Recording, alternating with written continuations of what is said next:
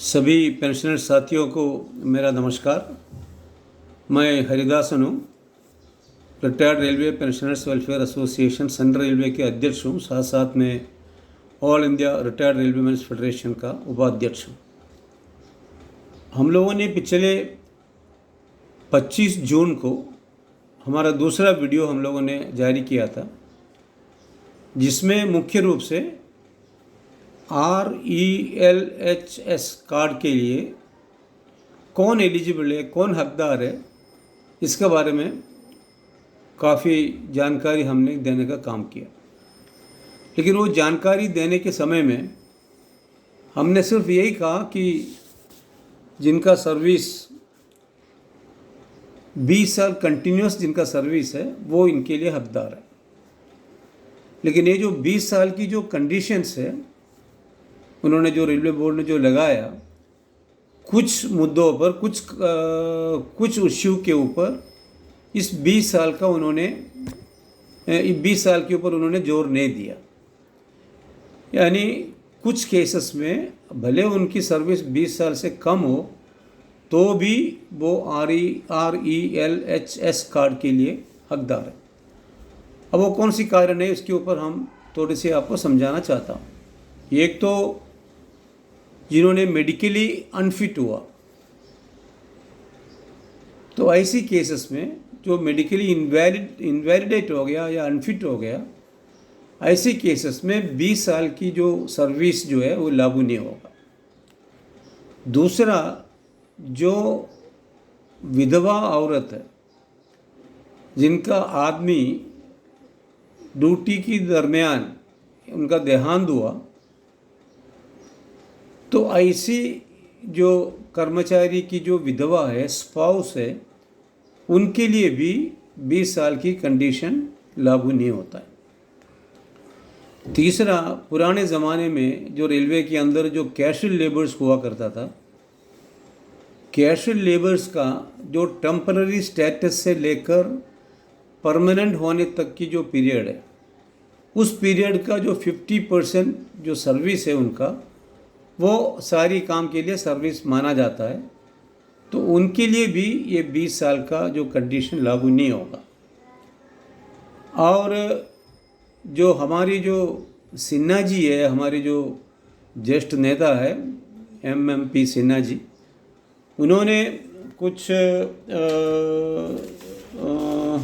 एक पुराना 2016 का चिट्ठी हमको भेज दिया है। और उन्होंने उनका ये कहना है कि जो भी आदमी जो रिटायर होता है, भले 20 साल से कम सर्विस में रिटायर दिया होगा, तो ऐसी केसेस में ये 20 साल सर्विस लागू नहीं होगा।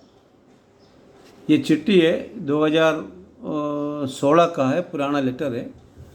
मतलब आपकी सर्विस कितना भी हो, अगर आप मान लीजिए उदाहरण की तौर से आप 10 साल सर्विस काम किया और 10 साल के बाद आप सुपरएन्यूएशन होता है, मतलब रिटायरमेंट लेता है, नॉर्मल रिटायरमेंट आपका होता है, तो आप RELHS कार्ड के लिए हकदार होगा। ये जो जानकारी हमें कुछ हमारे लोगों के माध्यम से हमको मिला, और जो भी हमें अपने कमेंट के अंदर ये सारी चीज़ें लिखी उन्होंने, और जो सिन्हा जी है जिन्होंने हमको ये 2016 का जो चिट्ठी का कॉपी रेलवे बोर्ड का मुझे भिजवाया, सभी को मैं धन्यवाद देना चाहता हूँ। इसके लिए मैं हर बार हमारे लोगों को कहता हूँ कि भाई, आप वीडियो देखने के बाद आपको जहाँ कुछ डाउट लग रहा है, कुछ संदेह लगता है, तो आप ज़रूर कमेंट में लिखिएगा। ये हमको आगे चलकर हमारी वीडियो में कुछ नए बातों को अगर ज़रूरत पड़े तो कुछ नए बात डालने में मुझे काफ़ी सहायता मिलेगा, मदद मिलेगा। अब इसके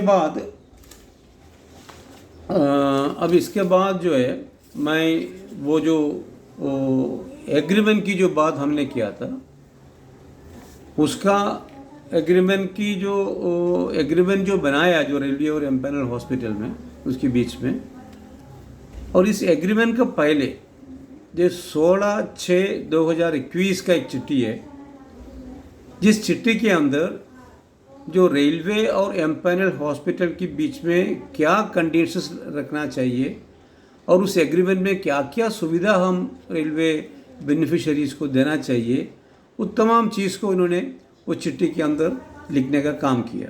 और यही चिट्ठी के अंदर जो भी लिखा है उन्होंने ख़ास तौर से मुख्य रूप से एग्रीमेंट के अंदर लिखने का भी काम किया।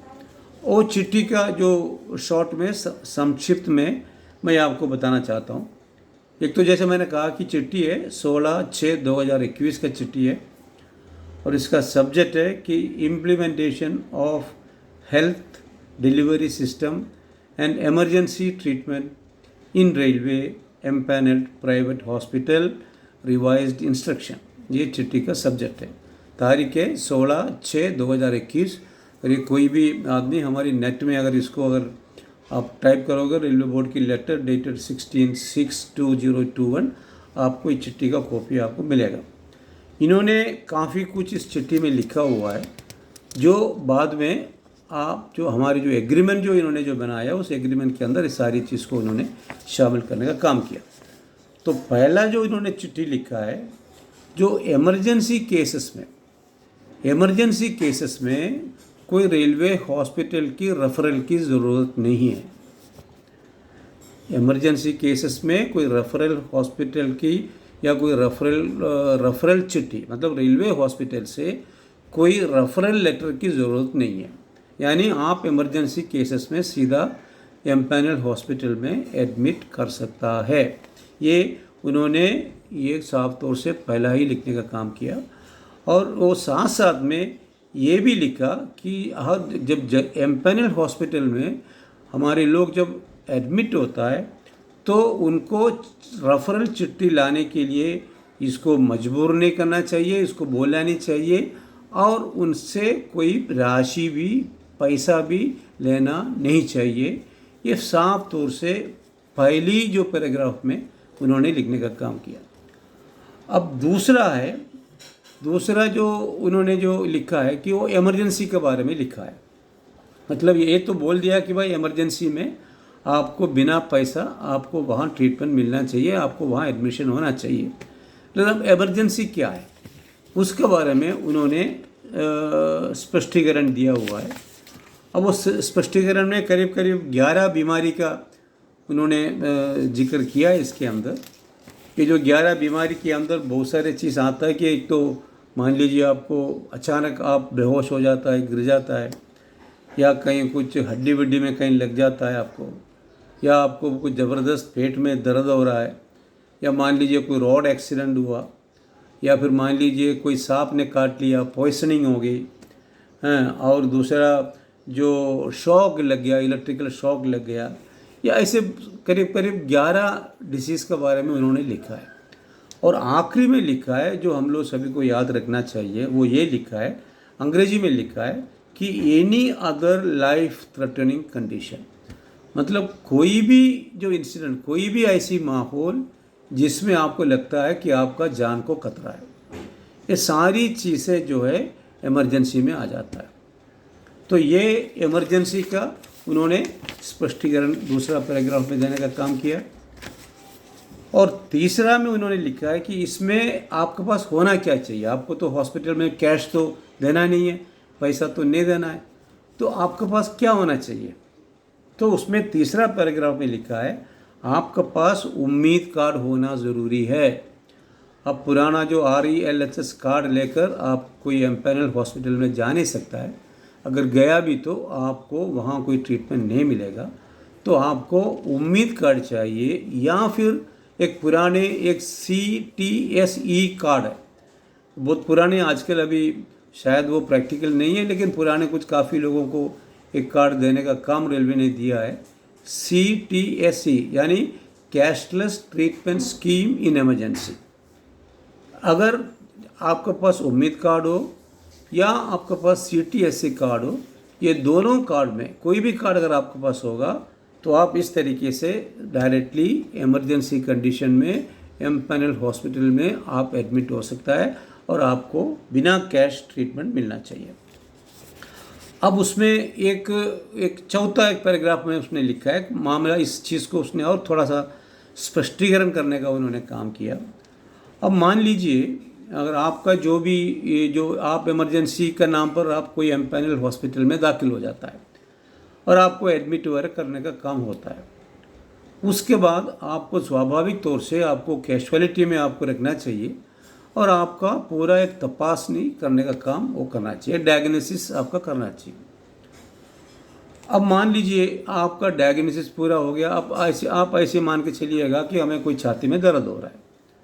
अभी हमको पता नहीं कि ये छाती में दर्द क्यों होता है, कई कारण से होता है, कभी गैस की प्रॉब्लम हो सकता है, कभी मस्कुलर पेन की वजह से होता है, तो हमको नहीं मालूम ये किस वजह से मुझे छाती में दर्द हो रहा है। आप तो एक लेमैन की तौर से एक आम आदमी के तौर से हम तो यही समझेगा भाई छाती में दर्द है, तो हो सकता है कि हमारा कुछ अटैक वगैरह का संभावना है, तो हम भाग दौड़ के हमारी नज़दीकी जो एमपैनल हॉस्पिटल में जाएंगे, वहाँ एडमिट करेंगे और एडमिट करने के बाद आपकी जो भी टेस्ट ज़रूरी है, आपका ब्लड टेस्ट बोलिए या फिर आपकी टीएमटी बोलिएगा या फिर आपकी जो भी टेस्ट आपको जो लगता है हार्ट अटैक के मामले में जो भी लगता है, वो सारी टेस्ट करने के बाद ये पता चलता है कि भाई आपको कोई इमरजेंसी नहीं है। ठीक है, आपको कोई इमरजेंसी नहीं है। तो ऐसी स्थिति में क्या करना चाहिए? ऐसी स्थिति में ये चिट्ठी का चौथा पैराग्राफ में ये लिखा है, ऐसी स्थिति में आपकी जो इन्वेस्टिगेशन होने तक जो भी खर्चा हुआ वो खर्चा रेलवे देना चाहिए, ये चिट्ठी में लिखा हुआ है। मतलब आपका डायग्नोसिस करने के लिए जितने भी जो टेस्ट एमपैनल हॉस्पिटल में किया है, उस सारी टेस्ट का जितने भी जो खर्चा आता है वो रेलवे हॉस्पिटल को देना चाहिए, ये उन्होंने लिखा है। मान लीजिए जैसा मेरा किसी का भी केस में उन्होंने टेस्ट कर ली और ये बताया हमको भाई आपको कोई इमरजेंसी नहीं है, लेकिन इसकी बावजूद अगर मान लीजिए मुझे लगता है कि भाई 2-3 दिन और मुझे यहाँ कंटिन्यू करना है, यहाँ एडमिट होना है और थोड़ा अंडर जो इन्वेस्टिगेशन मैं रहना चाहता हूँ अपने खुद की ओर से, तो आप रह सकता है, लेकिन बेशर्त उसमें कंडीशन ये लगाया कि अगर आप अपनी मर्जी से इमरजेंसी नहीं होने के बावजूद वहाँ अगर एडमिट होना चाहते हो तो उस तमाम खर्चा जो है वो आपको अपनी जेब से देना पड़ेगा। लेकिन यहाँ इन्होंने ये भी लिखा रेलवे बोर्ड ने, जो भी आप पेमेंट करेगा एमपैनल हॉस्पिटल में वो हॉस्पिटल रेट में नहीं होगा बल्कि CGHS की रेट में होगा, ये भी उन्होंने लिखने का काम किया है। तो CGHS रेट आम तौर से करीब करीब जो हॉस्पिटल की जो रेट है उससे करीब करीब आधा रहता है, ये भी मैं आपको इस समय पे बता दूँ। अच्छा, 5वां कंडीशन उसने जो लिखा है, जो इसमें 5वां नहीं 6वां पैराग्राफ में उन्होंने लिखा है, अभी जो जानकारी देने के बारे में एक 6वां पैराग्राफ में उन्होंने लिखा है। यानी समझो हमने कोई एमपैनल हॉस्पिटल में एडमिट हुआ, एडमिट होने के बाद ये जवाबदारी एमपैनल हॉस्पिटल का है, जो आपकी जो नियरेस्ट रेलवे हॉस्पिटल है उनको बताना भाई ये उम्मीद कार्ड लेकर ये फलाना आदमी एडमिट हुआ है। ये जानकारी टेलीफोन से या ईमेल से रेलवे नज़दीकी रेलवे दवाखाने को बताने का काम एमपैनल हॉस्पिटल का है। पुरानी जो रेफरल हॉस्पिटल का ज़माने में ये जवाबदारी हमारा हुआ करता था, मतलब जो भी बेनिफिशियरी है वो जब एडमिट होता है प्राइवेट एमपैनल हॉस्पिटल में, इसका जानकारी रेलवे को देने का जवाबदारी हमारे पास हुआ करता था। जो ये नई एग्रीमेंट में लिखा है ये जवाबदारी इनका है, एमपैनल हॉस्पिटल का है, ये भी उन्होंने लिखा है। उसके लिए उन्होंने समय भी निश्चित किया है। अगर आप मान लो एमपैनल हॉस्पिटल में जाने के बाद 24 घंटे के अंदर आप रेलवे दवाखाने को हमारा एडमिशन का जानकारी रेलवे वाले को देना चाहिए।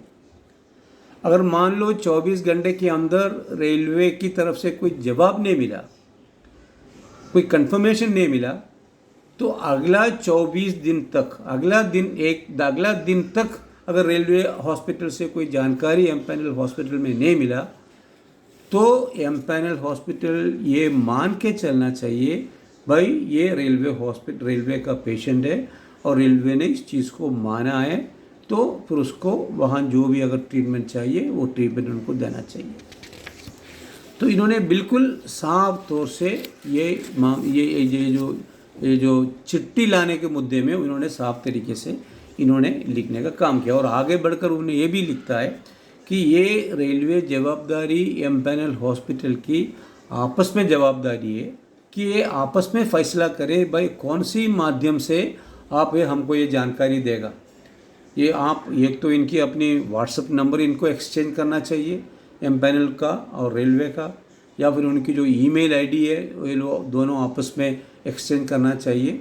और जो भी माध्यम से ये जानकारी देने का जो फैसला है आपस में दोनों तय करना चाहिए, और उस माध्यम से जानकारी रेलवे हॉस्पिटल को देना और रेलवे हॉस्पिटल एम्पैनल को ये जानकारी देना, ये वो उनकी जवाबदारी है।